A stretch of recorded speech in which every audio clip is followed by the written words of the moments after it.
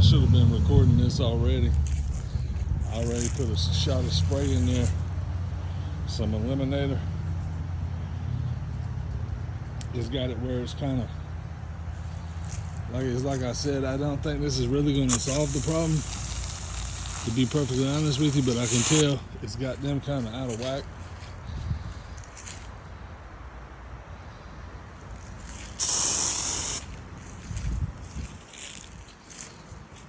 Because they went back in and tried to, trying to go back in. These things, they are so relentless, man. They are something else. This species right here, they just, I mean, they're workers, man. They're loyal, and you know what I mean. Like it's like it's their job, and they're all about it, man. I saw some of them going in, and the way it had foamed up, the hole where they're going is probably the size of my fist. It's kind of carved out. You can tell there's a hole in there. And I had foamed up the whole thing, and I could saw them. You know, I don't know if you can see it. Let me see if I can show you. I don't even know if I can see it. It's underneath this. Actually, it doesn't show up very good on the camera where I'm looking at right now, but there's a crevice in there. You can tell they've worked it kind of out. I don't know if you might be able to see them going in there. We're going all in there, but I had foamed it up so much that it was the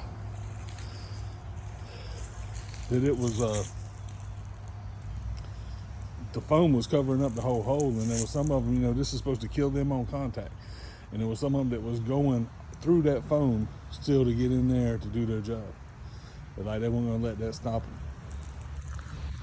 And I mean, like I said, I could tell this has definitely not solved the problem. This stuff right here is not the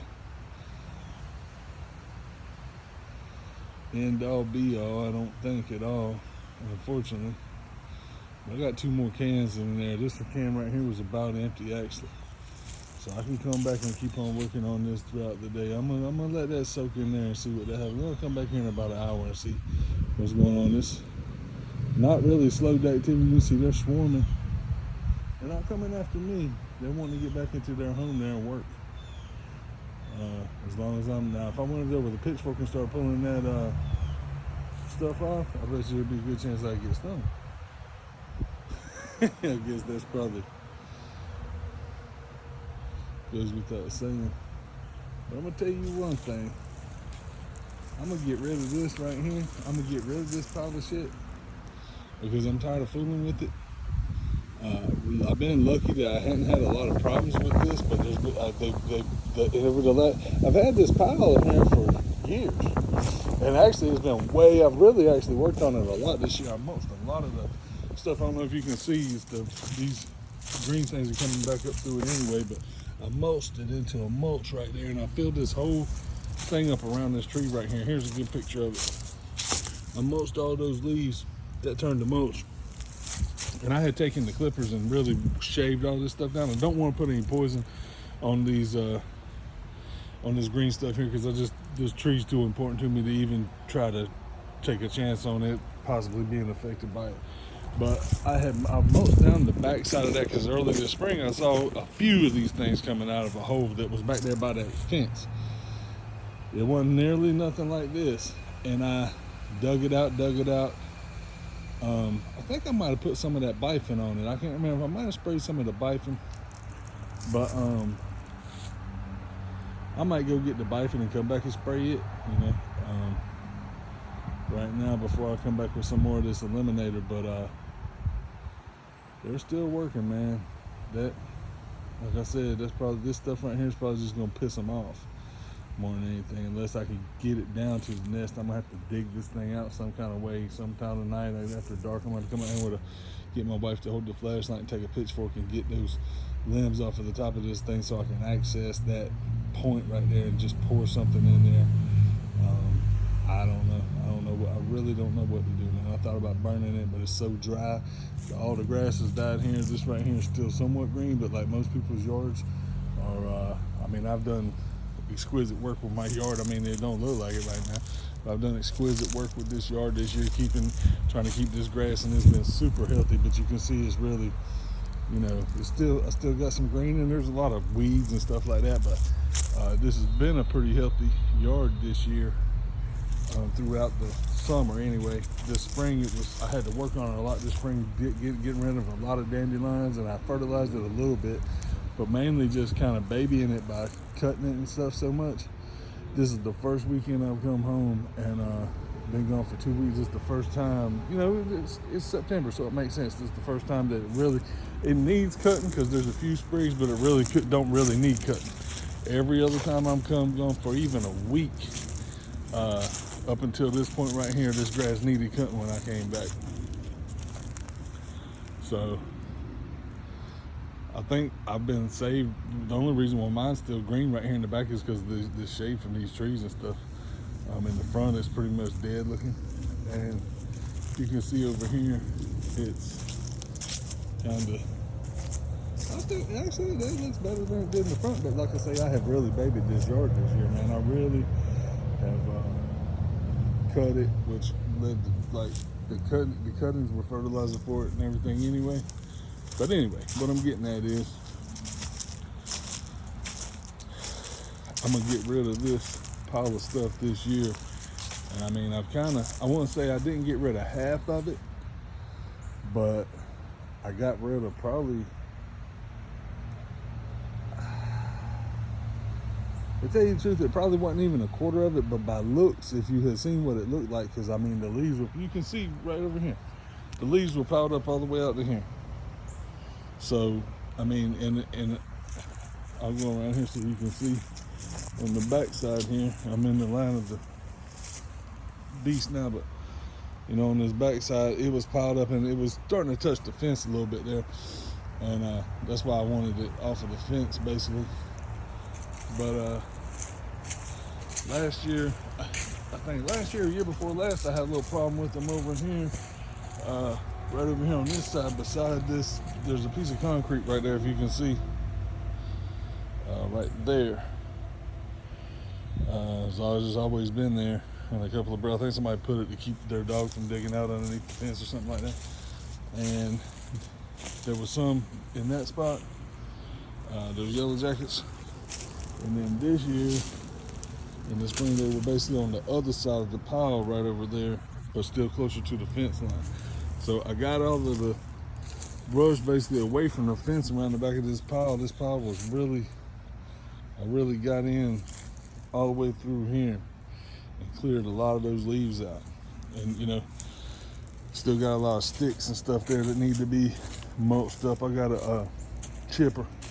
I was planning on getting that wood chipper out here, but I don't know if I might just burn this stuff, man, and later on, if it rains one day when I'm here or something. But you can see the wasps are still wasps, yellow jacket. I think these are yellow jackets. They're still trying to work it out in there. I'd like to film this right here and show you. I might go get my GoPro. I'd like to grab it with a pitchfork and see what would happen. But honestly, what I really want to do, that would let a lot of things escape. And I killed some last week, and I filmed it, and I don't know if I even put it on YouTube yet, but at another place. And there was 2 nests. There's actually more, because I found more after, but there was 2 nests right by the door. And one of them was inside a light, inside a plastic thing. They had a good hiding place. Another one was on top of the light, or, you know, right up against the wall, just like normal. Well, I sprayed that one and I killed 90, I'm gonna say 95% of the ones. I don't know how many was in there, but it looked like maybe 2 got away, if I remember right. But I saw fly away that I think probably lived. Out of the other nest, since it was inside that plastic, I was able to spray it with some of this, you know, wasp spray, but a lot of them got away because I wasn't able to just foam that thing up while they got away from the nest, but they were still inside the plastic housing of this long light. The light's probably like 5 feet long. And so they got away, and later on made it through the crack. There was a crack in the housing of that light that they kept going through, obviously, to make that nest and everything. And they got down to the other side of still inside the plastic case, and a lot of them were just in there trying to find their way out, and they got away from the foam and stuff, you know. So I think a lot of those, you know, I probably didn't even kill half of them. So that's what I don't want to happen here, because I want to kill these things, man. And maybe winter will kill them, I don't know, but it's rarely mild winters here where I live, North Carolina here. So, you know, we go, you know, it can vary, but I mean, you know, don't get me wrong, we get a hard freeze usually and all of that, but, and it can get real cold here at times, but a lot of times, like these things, they probably can get in a pile like that and make it through the winter. And that's what I want to avoid. Now, by them flying away, if I get the pitchfork and pull away, if they fly away, it's September, it's already mid-September, will they have time to make another nest somewhere and live? I don't know. You know, maybe they'll be lost out here somewhere in a tree or something, and, you know, and they will freeze up. But being I'm telling you, it's mid-September, they still got a lot of time to work. I don't know how all of it works. If they can't get in the nest, maybe they do die. I don't know, but I want to make sure of it. That's my thing. I want to kill these things. I cannot stand these things right here, man. These yellow jackets, these hornets, these wasps, they just continuously, I'm be like the guy that came to my job the other day talking about how dogs were always messing up his vacation. These things right here, they continuously hinder my life, man. Every year I have to deal with these things in some form or another, and I'm sick of it. I'm sick of these things, man. They're on my shit list. I'm telling you, they have been for a long time. It's these yellow jackets, hornets, wasps, carpenter bees has been an issue here. So I'm frustrated with them. I want them gone. I want them gone. I'm gonna do like Tupac said, I want to piss on their head.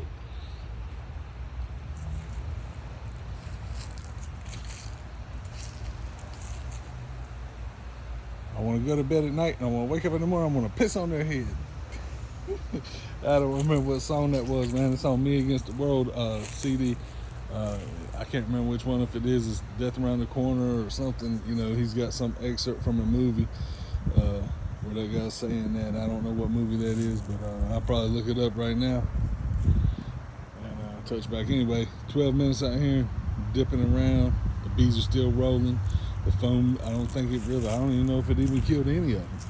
I don't even know, you know, if they're even breathing bad. They're still working. They might have slowed down a little bit.